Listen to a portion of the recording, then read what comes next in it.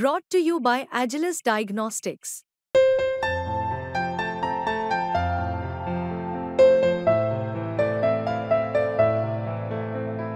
Agilus Diagnostics.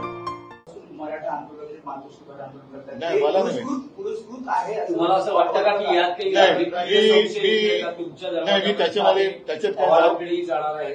नाही मी त्याच्यात ते त्यांनी काय करावं हे काही विरोधकांना टार्गेट केले जाते असं तुम्हाला नाही मला असं काही म्हणणं नाहीये. मला प्रामाणिकपणाने त्याने न्याय मिळावा असं माझं मत आहे आणि तो न्याय त्यांना राज्यात मिळेल असं मला हे राज्यकर्ते असताना वाटत नाही.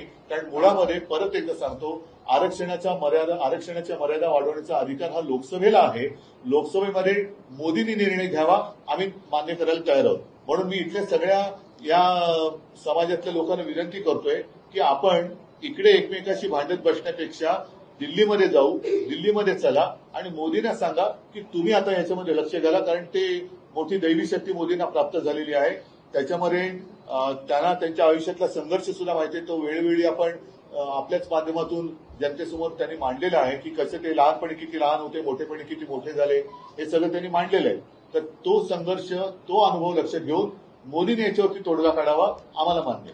शिवसेना उद्धव ठाकरे यांनी जरांगे पाटील यांच्या मागणीच्या संदर्भात की मराठा समाजाला ओबीसीतून आरक्षण द्यावं आणि मिळावं या संदर्भात घेतलेली भूमिका दुर्दैवी असं मी त्या ठिकाणी मानतो.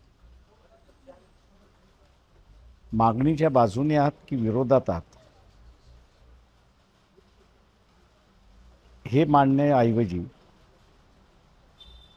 त्यांनी असं मांडलेलं आहे की मोदींकडे जा आणि आरक्षण वाढवून घ्या आणि ते आरक्षण वाढवलं की मराठा समाजाला न्याय मिळेल. आम्ही अर्थ असा काढतो की ओबीसींची विरोध आहे मराठ्यांना ओबीसीमध्ये घेण्यामध्ये आणि उद्धव ठाकरे हे सुचवतात आहेत की मराठा समाजाला ओबीसीमध्ये समावेश करून त्यांना आरक्षण देण्यात यावं. भांडणं मिटवण्याच्या ऐवजी भांडणं लावण्याचा हा प्रकार आहे आणि त्यामुळे महाराष्ट्रामध्ये शांततेचं भंग होण्याची शक्यता अधिक असं त्या ठिकाणी मानतो. सेनेची भूमिका ही दुर्दैवी हे पुन्हा नमूद करतो.